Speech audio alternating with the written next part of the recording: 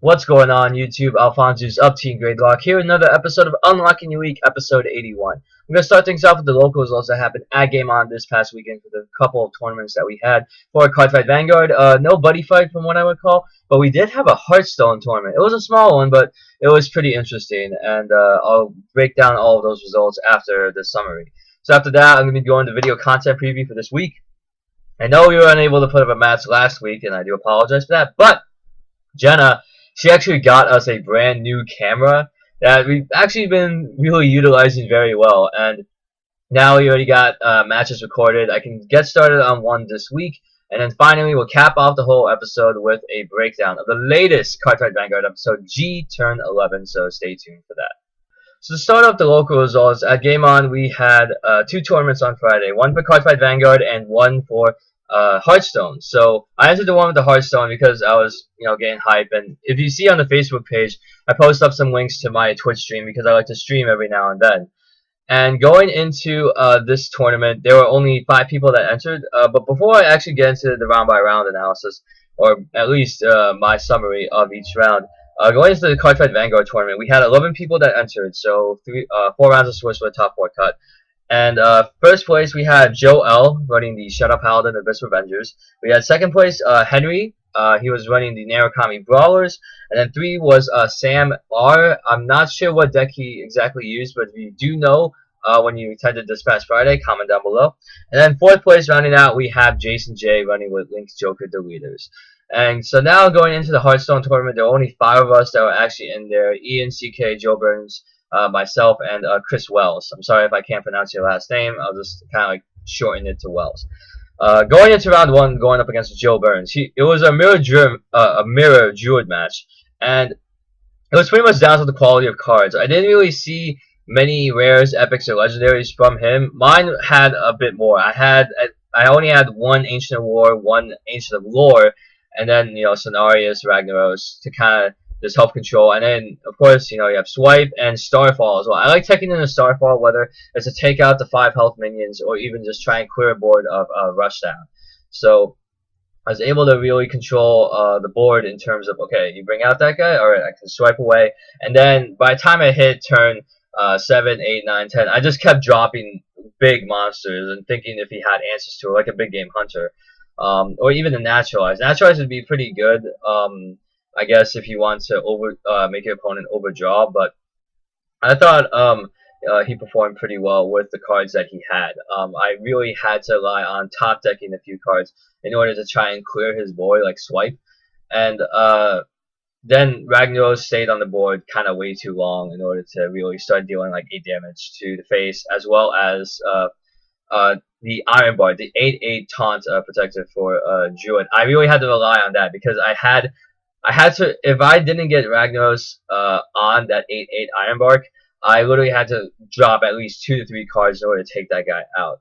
So I was very lucky on that RNG there because he had another. He only had 1 other creature out, and then of course it could have hit face as well. So I won 2-0 there. Going into game round 2, I went up against Chris Wells. He was using Demon Lock.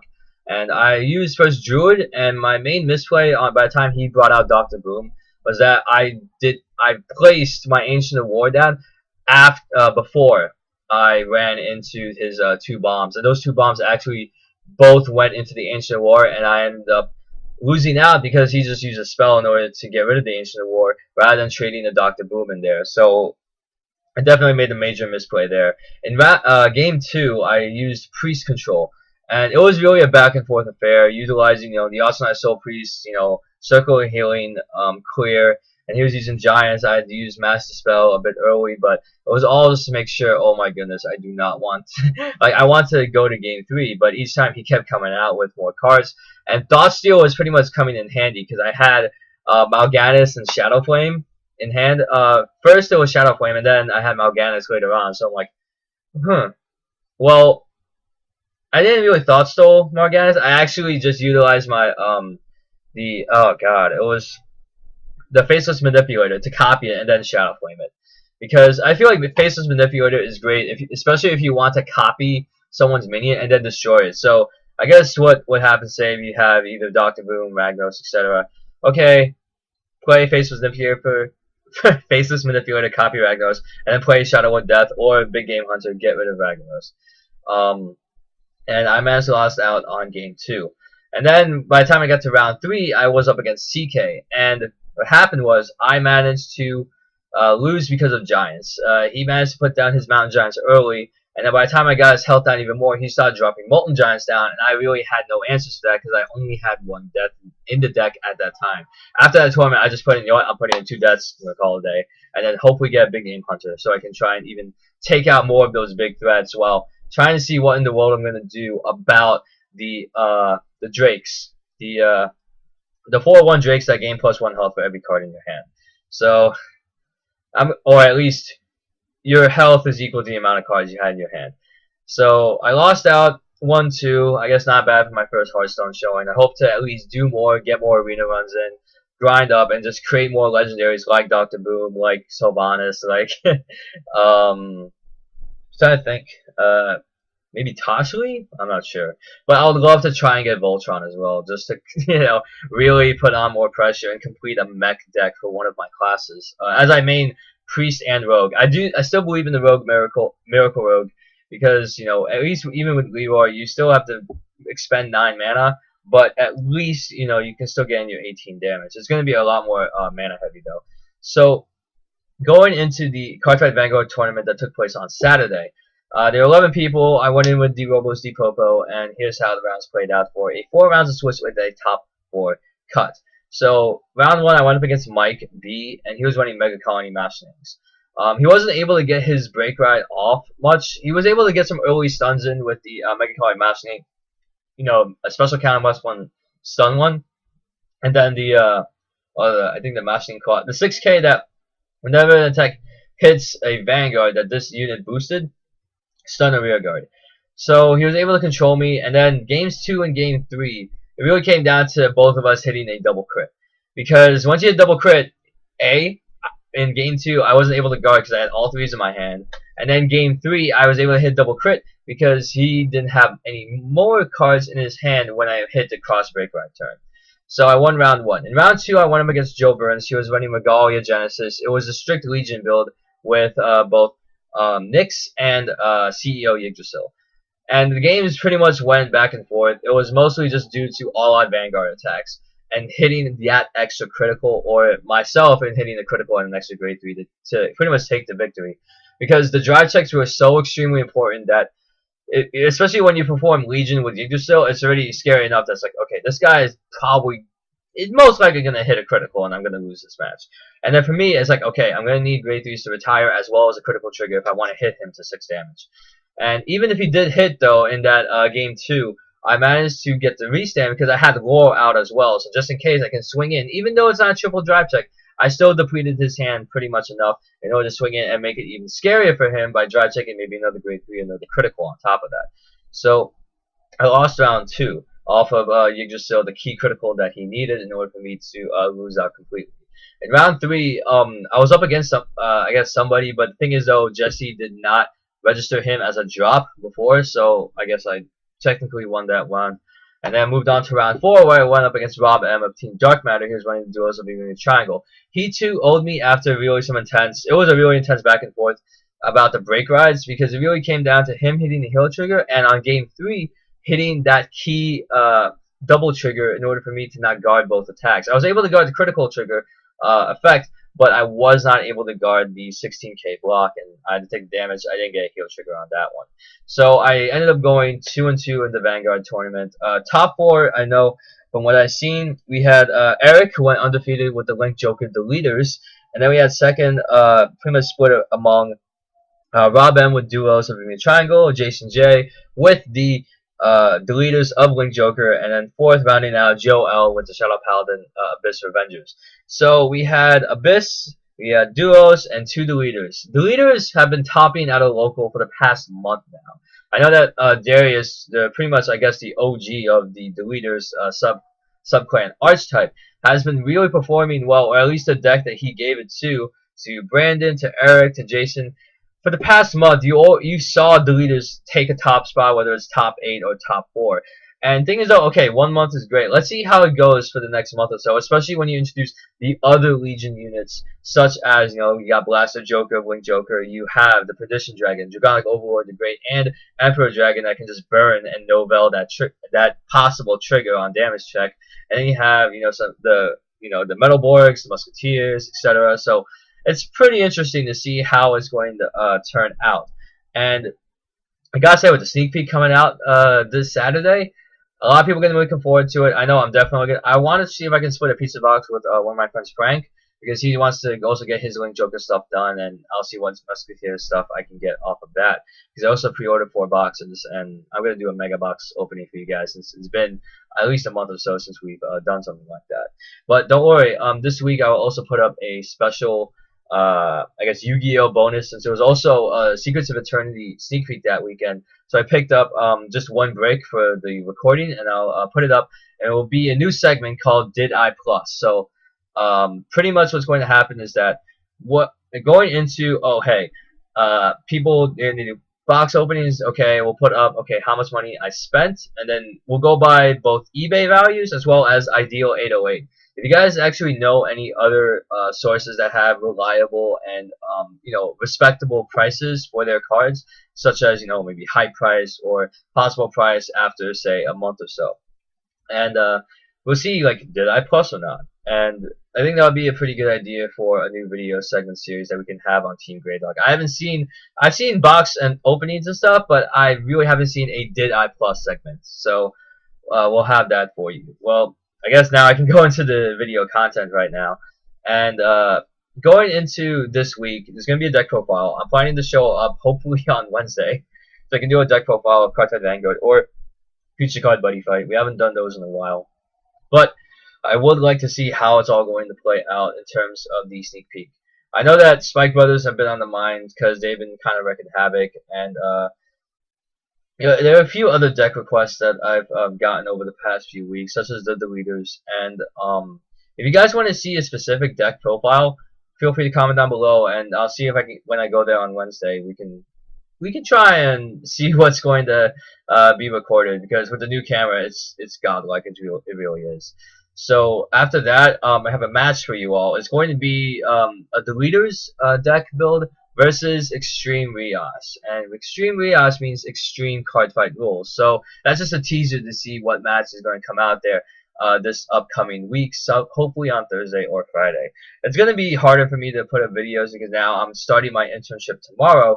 So it's going to be Monday, Tuesday, Thursday for me working at this firm. It's a law firm.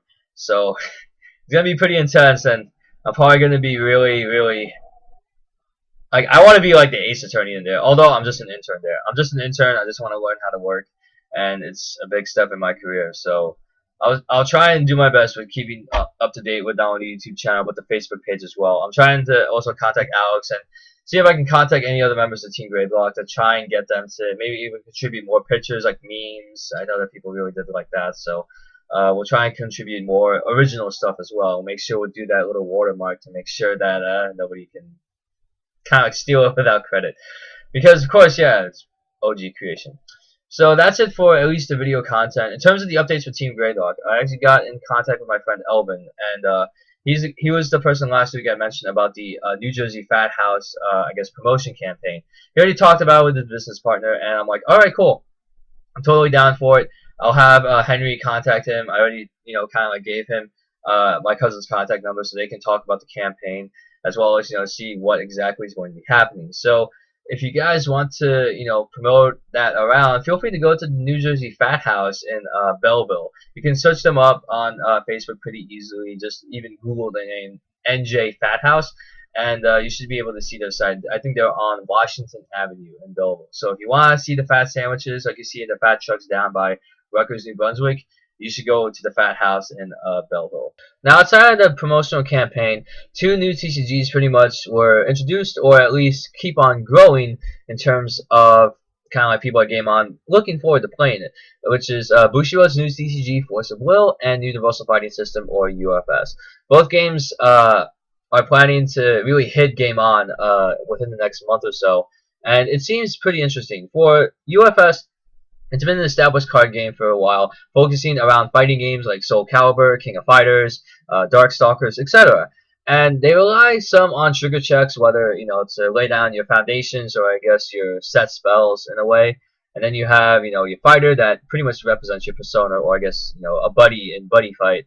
And you also have just attacks that you do as well. So you can have a deck that can have all these attacks and kind of like rush you down. Or you have other attacks that can rely on destroying your opponent's resources and kind of like taking control of the game from there.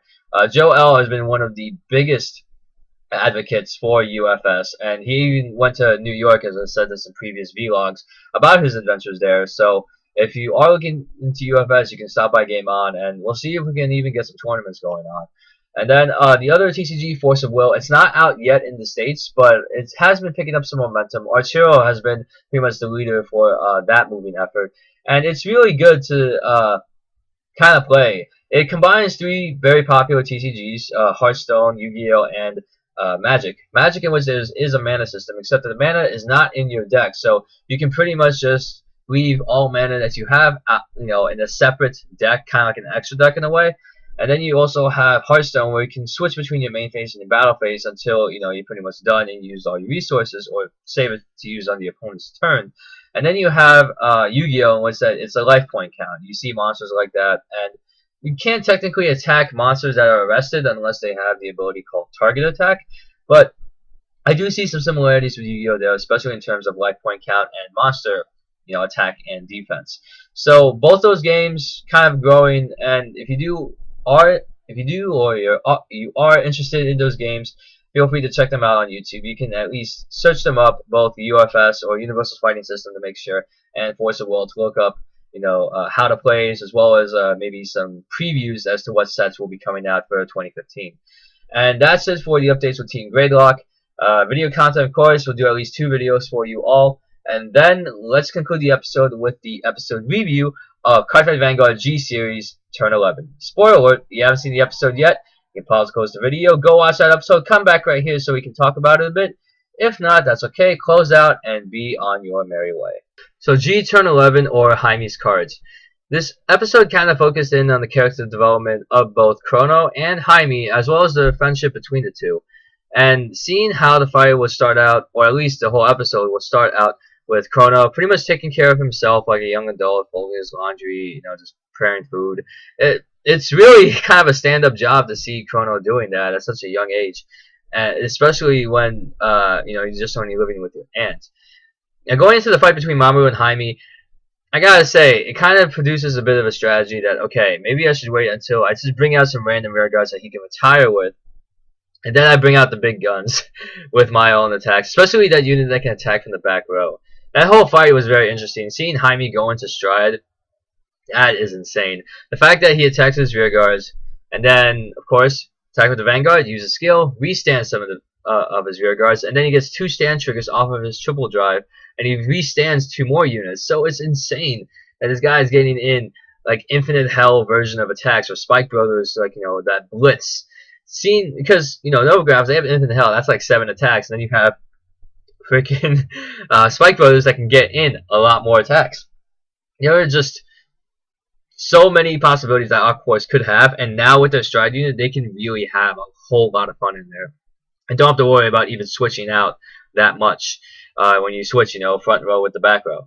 And that's really cool too. A strategy how you just wait for them to retire, bring out your new army, and then boom, rush into the game. And seeing Jaime actually defeat Mamoru is insane, because Mamoru, I thought this guy wouldn't lose until Chrono got better, but seeing Jaime now defeat Mamoru kind of brings in dynamic. Okay, this guy's not just friendly face. This guy is pretty legit. Even though that at the beginning of the episode people were kind of singing his praises, how this guy's like really, really good, and then you see how down to earth he is, and then you see how good of a card fighter he can be. That's opening up a new dimension in his character.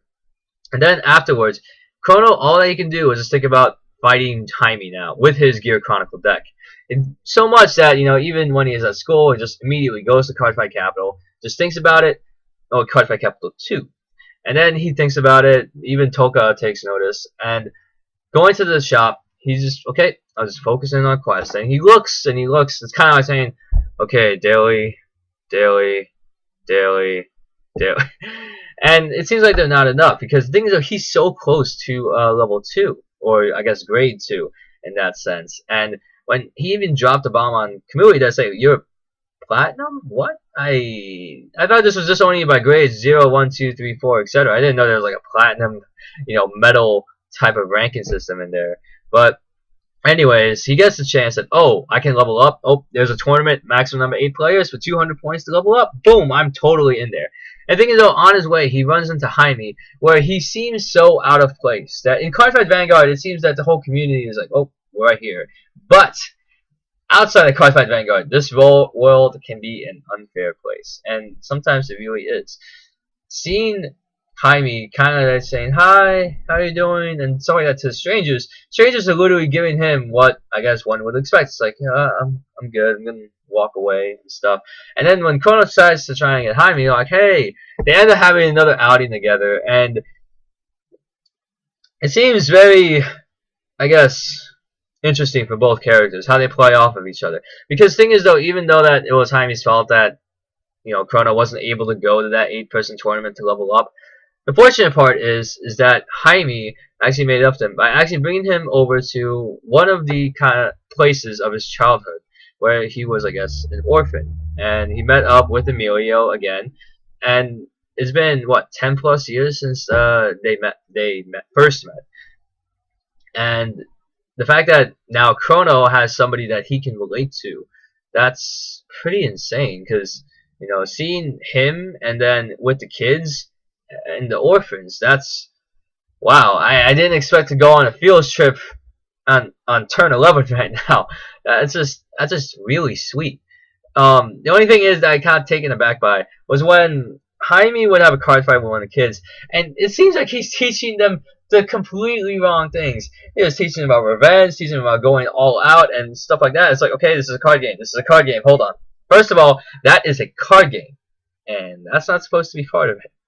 Like, you are kind of corrupting the kids' minds, It's just so strange. And despite the whole field trip there, and Jaime somewhat kind of corrupting the kids' minds, kind of like teaching them, I guess, the wrong way about revenge, it's just that when Chrono was talking to Emilio about the past, how he knew Jaime, and how he would introduce Cardfight Vanguard.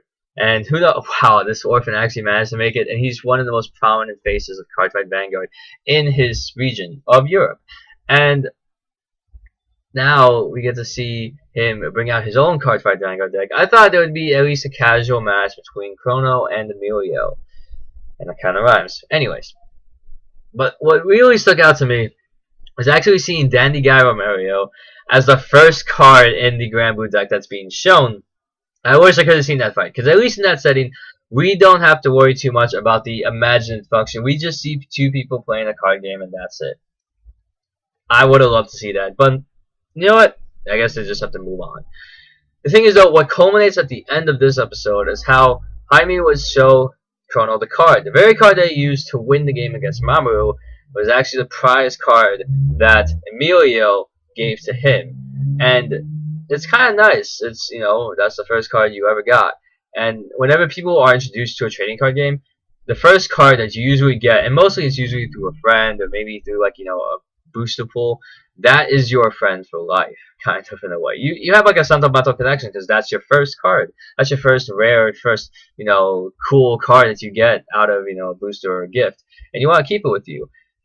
The fact that Jaime wouldn't hold on to that card strong enough that the wind would take it, and then have this epic dramatic scene where freaking Jaime would go out of his way to jump past the card to Chrono as he falls off the bridge. Now, I thought this bridge was going to be pretty high, but I guess, if you think Jaime's like around 5'7", 5'8", it's then kind of like, what, at least 3-4 stories down. And the thing is, though, even though Jaime was able to give Chrono the card, he fell in, and he doesn't know how to swim. Or at least from what I've seen there, because he's like, oh, I need help. And Chrono's like, oh my god, what's going on? And when, it's like, alright, you know what, Jaime, you can come over to my house. And as Chrono said those words, he'd probably end up regretting it later. Because the thing is, Jaime was utilizing almost every single resource in his house. From his shower, to his refrigerator, to his closet. I don't know what was going on in his mind. The thing is, though, we get to the face of the episode, and we see how Chrono desperately realizes that Jaime really likes to be having a good time, but doesn't realize that I don't know how much privacy I'm supposed to give this guy. When I mean privacy, I probably mean space, because face of the episode when Chrono would just sit at his table, and all of a sudden he was just like, "Oh God, wait, why are you drinking out of the carton? You have cups. There are cups in the cupboard. You should be able to drink that. You can't drink from the carton. That's oh my goodness, what?" And seeing how I was just like, "Oh, the school uniform. Oh, like okay, all right. I think that's it. That's it. That's it." And the thing is, after all that's said and done, Chrono finally managed to say, like, "Look, I want to play you in Cardfight Vanguard. I want to fight you, okay?" And Jaime, he ends up saying, "Alright, you know what? I'll fight you. I'm going to be leaving the day after tomorrow on a flight, so Mamoru, set up a place for us to fight, and we'll go for it. And if you do beat me, or if I feel it in my heart, I will give you the 200 points." Now, this is where the whole Fika can kind of break down a bit into saying that, well, there's a big chance you might not be able. There's a big chance you're probably bending the rules a little bit to help that guy level up. But the thing is, though, Jaime is a well-respected card fighter and probably one of the biggest faces in, I guess, the card fight scene, whether it's in Japan or Europe. And a lot of people respect the guy. So, alright, this guy is at least a legitimate quest giver, that he's not really trying to bend the rules to try and level up his friends. So, that's pretty cool. I'll give him that much. And then we end the episode there, so it's a little bit of a cliffhanger, but we'll definitely look forward to what happens in G Turn 12, because I want to see how Gear Chronicle can match up against Aqua Force. And I gotta say, this is going to be quite an episode. So that is it for me. My name is AlphonZeus. I hope that you've enjoyed the week that I've unlocked for you. I will see you all next time. Take care.